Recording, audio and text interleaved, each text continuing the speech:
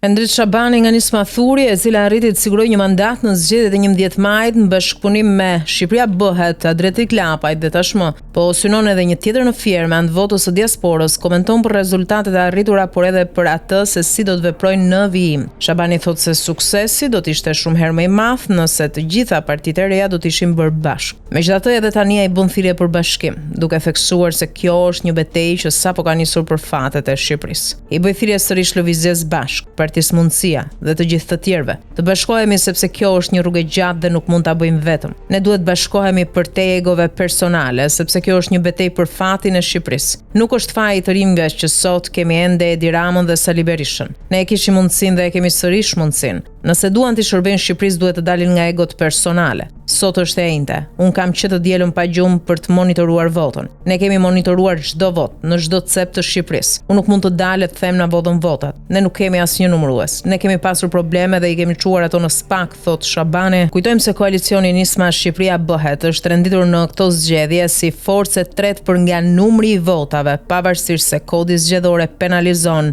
që ato të sinkronizohen edhe me numrin e mandateve. Pasi të tilla, deri më tani numërojnë vetëm një. Situata mbetet me pikpyetje për qarkun e Fierit, ku pretendojnë të dytin edhe pse me shumë vështirësi.